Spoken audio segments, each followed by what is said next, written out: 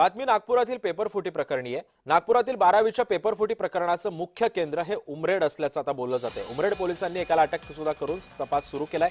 खासगी क्लासेसचा संचालक अतुल चौधरीला पोलिसांनी ताब्यात घेतलाय। क्लासमधील सराव पेपर आणि बोर्डाचा पेपर जसाच्या तसा सर्वच्या सर्व प्रश्न क्रमांकांसह सारखेच असल्याचं उघड झालंय। या प्रसंगी आता पोलीस पुढचा काय तपास करतात आणि काय धागेदोरे या प्रकरणासंदर्भातले पुढे येतात हे सुद्धा पाहणं महत्त्वाचं ठरणार आहे। या संदर्भात अधिक माहिती जाणून घेत माझा सहकारी तेजस मोहतरे आपल्या सोबत आहे।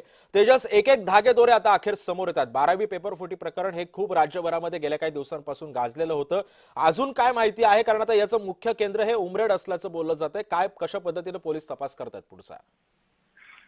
नक्कीच जर बघितलं असेल एकूणच जर 12वी पेपरफुटी मुख्य केंद्र जे आहे ते उमरेड असल्याचे समोर येत आणि या संदर्भात जर बघितलं असेल तर एका शिकवणी क्लासेस चालवणारा अतुल चौधरी याला जे अटक केलेली आहे। एकूणच जर बघितलं असेल तर हे शिकवणी वर्ग चालवत असताना त्यांच्याकडे जेई नीट तसंच 8वी ते 12वीचे 175 विद्यार्थी आहेत।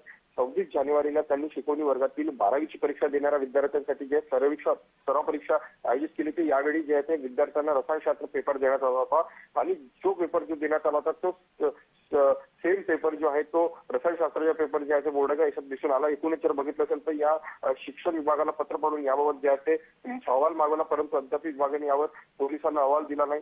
त्यानंतर जे आहे ते उमरेड पोलिसांनी गुरुवारी जे आहे ते तपासाची चक्र फिरवत जे आहे ते डॉक्टर चौधरी यांना जे चौकशीसाठी ताब्यात घेतली असून त्याची चौकशी सुरू आहे। सध्याच्या घडीला जर बघितलं असेल तर या संपूर्ण संदर्भात जर बघितलं तर मोबाईलच्या सीडीआरची सुद्धा तपासणी करण्यात येत आहे।